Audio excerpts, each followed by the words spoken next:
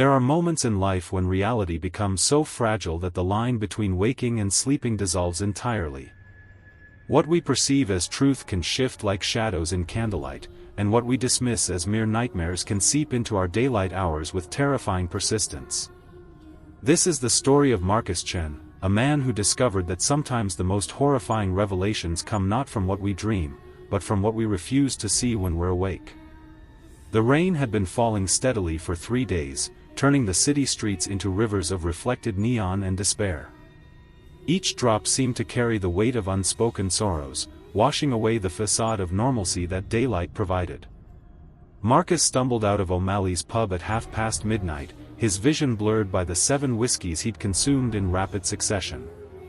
The amber liquid had burned its way down his throat with each desperate gulp, but the familiar fire was nothing compared to the ice that had settled permanently in his chest.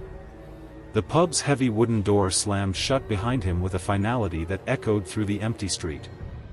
Old Murphy, the bartender, had tried to talk him into taking a cab, but Marcus had waved off the concern with the same dismissive gesture he'd been using for 3 years whenever anyone tried to help him process his grief.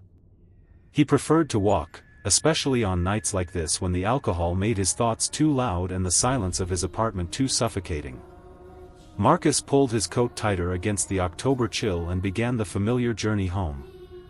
The streets glistened with rain and the occasional sweep of headlights from passing cars, their occupants safe and warm behind glass and steel, unaware of the man stumbling through puddles with his heart full of ghosts. 3 years ago to the day, his younger sister Emma had vanished without a trace while walking home from her night shift at the hospital.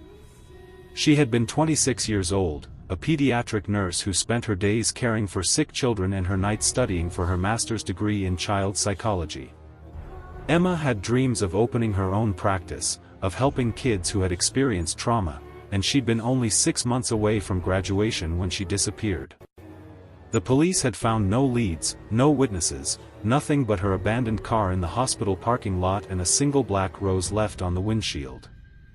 Detective Rodriguez had been assigned to the case, a weathered man with kind eyes who had promised Marcus that they would find Emma. But as weeks turned to months and months turned to years, the investigation had gradually shifted from active to cold, from hopeful to resigned. Marcus had spent countless hours walking the streets Emma would have taken, questioning everyone who might have seen her, plastering missing person flyers on every surface that would hold them.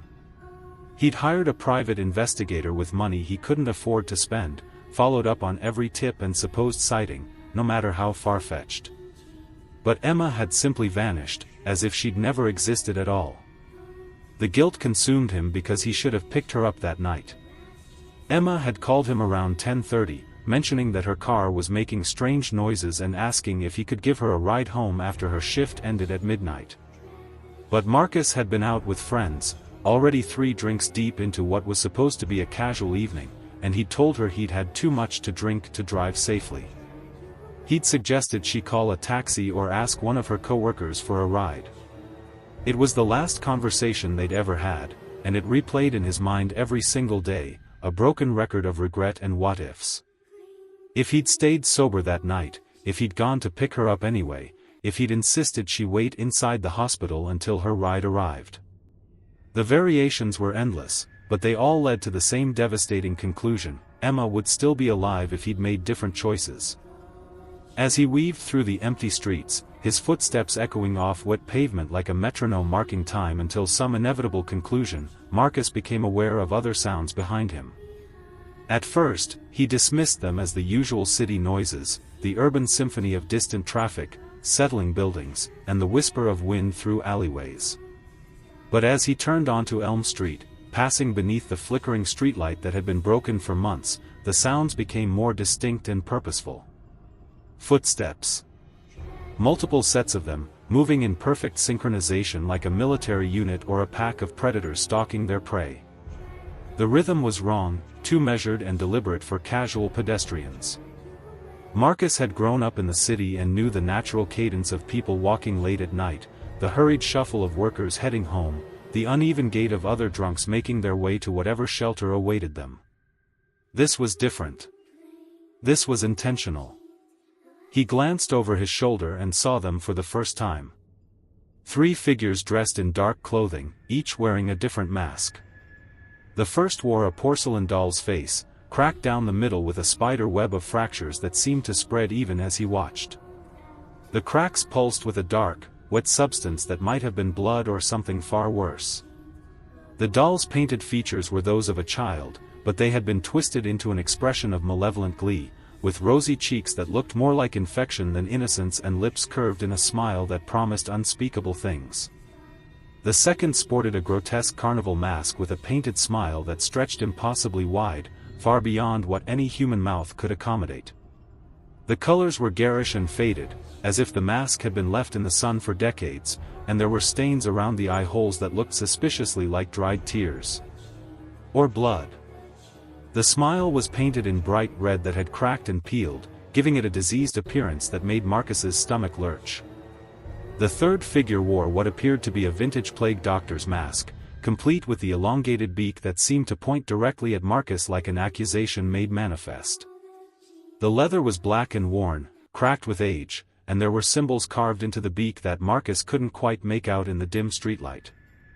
The eye holes were perfect circles of darkness that seemed to absorb light rather than reflect it, creating the unsettling impression that there was nothing behind the mask at all, just an endless void where a human face should have been.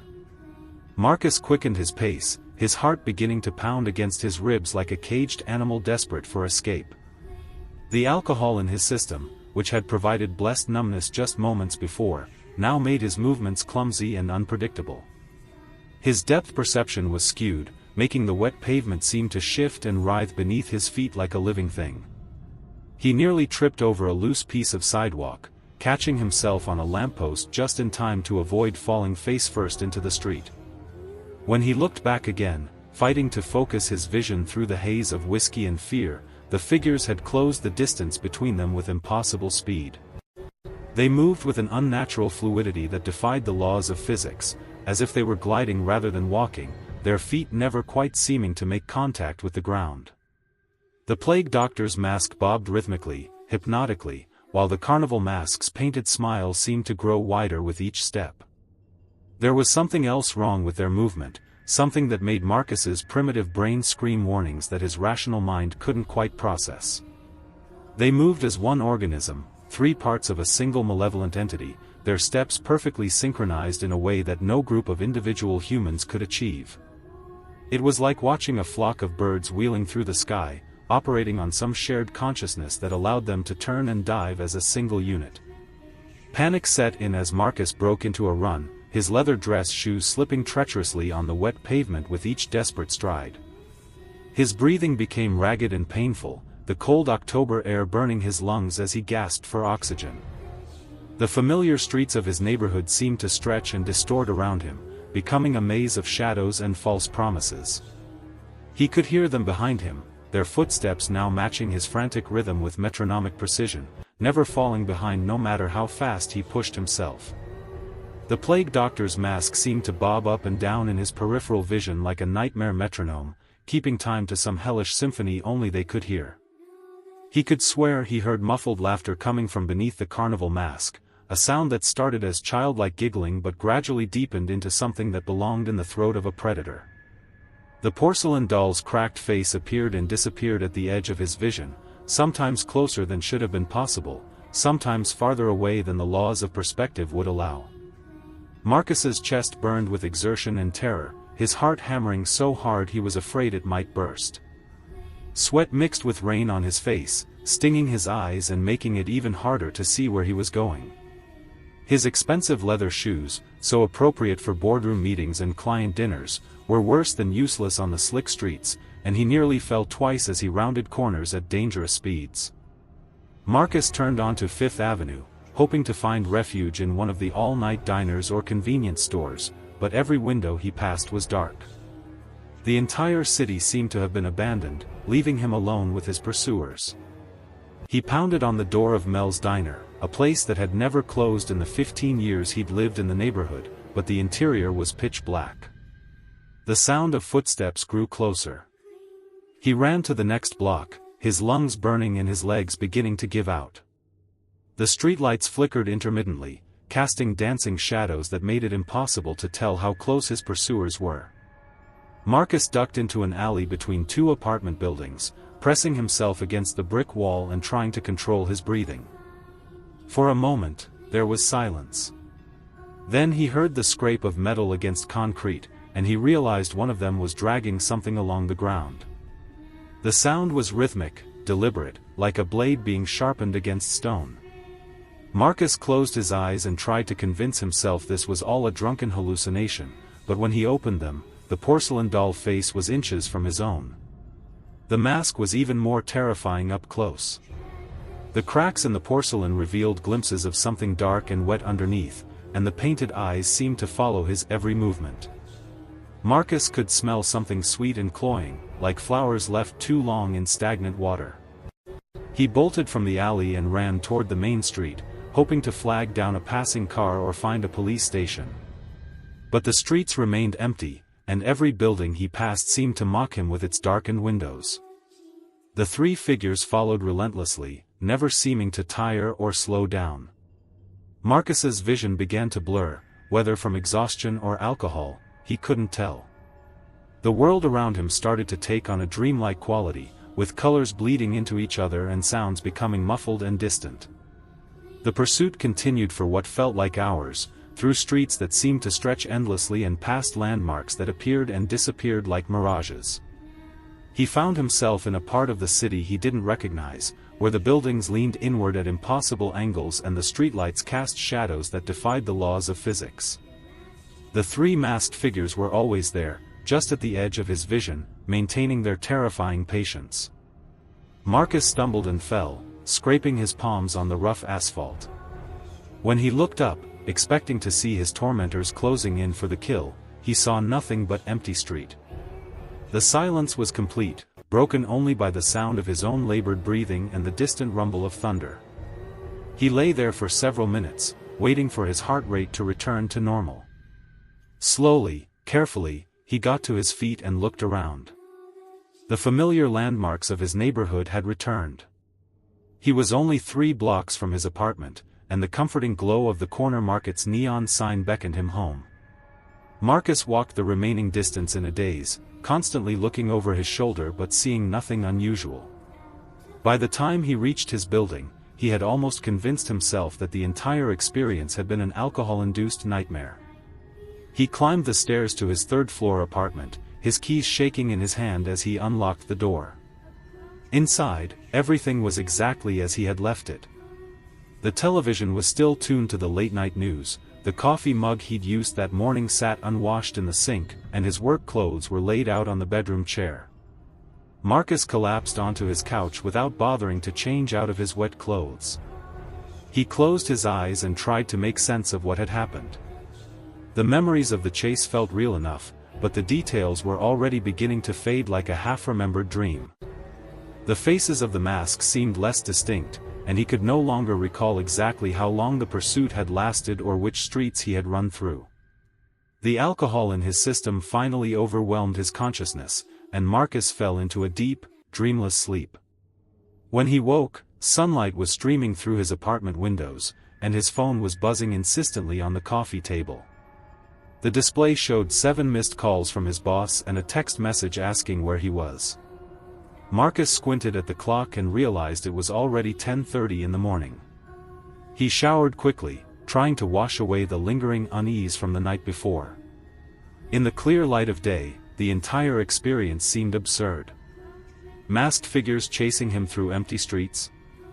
Buildings that defied physics? It was clearly nothing more than a drunken nightmare, probably triggered by the anniversary of Emma's disappearance and his guilt over not being able to find her.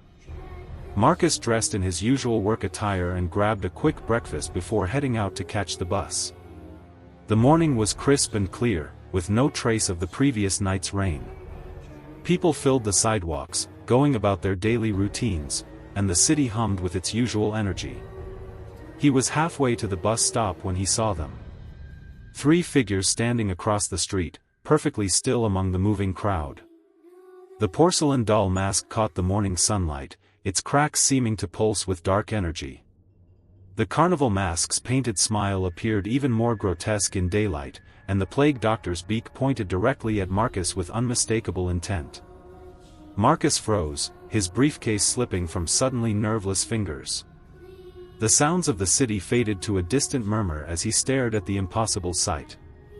Other pedestrians walked past the three figures without seeming to notice them, as if they existed in a different dimension entirely. The figure with the plague doctor mask raised one gloved hand and pointed directly at Marcus. Then, in perfect unison, all three began to walk toward him. Marcus stumbled backward, his mind reeling. This couldn't be happening. It had been a dream, a nightmare brought on by too much alcohol and the painful memories of his sister's disappearance. But as the three figures approached, weaving between oblivious pedestrians with that same unnatural fluidity he remembered from the night before, Marcus realized with growing horror that some nightmares refuse to end when you wake up. The porcelain doll mask tilted to one side, as if studying him with curious amusement. The carnival mask's painted smile seemed to grow wider, stretching beyond the boundaries of the mask itself. And the plague doctor continued to point at him with that accusing finger, the dark eye holes of the mask boring into his soul. Marcus turned to run, but his legs felt like lead. The morning crowd continued their routines around him, completely unaware of the supernatural terror unfolding in their midst. He wanted to scream, to grab someone and force them to see what he was seeing, but his voice caught in his throat. As the three figures drew closer, Marcus caught a glimpse of something that made his blood freeze in his veins. Pinned to the plague doctor's dark coat was a single black rose, identical to the one that had been left on his sister's car 3 years ago. In that moment of recognition, Marcus understood that this wasn't about him at all. The three masked figures weren't random nightmares conjured by his guilty conscience. They were connected to Emma's disappearance, and they had been waiting for him to see them, to acknowledge their existence. The porcelain doll mask was close enough now that Marcus could see his own reflection in its painted eyes. In that distorted image, he saw not just his face, but Emma's as well, and the faces of other victims he didn't recognize. The mask wasn't just a disguise, it was a collection, a gallery of the lost and forgotten. As the three figures surrounded him in the bright morning sunlight, Marcus realized that his real nightmare was just beginning. The masks they wore weren't meant to hide their identities from the world. They were meant to show him the truth he had been too afraid to see, that some predators hide in plain sight, that some monsters wear human faces, and that the line between hunter and hunted can shift in the space between one heartbeat and the next. The last thing Marcus saw before the world went dark was his sister's face reflected in the carnival mask's painted smile, her eyes wide with a terror that had lasted 3 long years. And in that final moment of clarity, he understood that he wasn't their next victim. He was their messenger. The masks had found him not to kill him, but to show him where the other victims could be found, to reveal the truth that had been hidden beneath layers of official incompetence and willful blindness. As consciousness faded, Marcus felt a strange sense of relief wash over him. The nightmare was ending, but the real work was about to begin. When he woke again, he would remember everything. And this time, he would not run.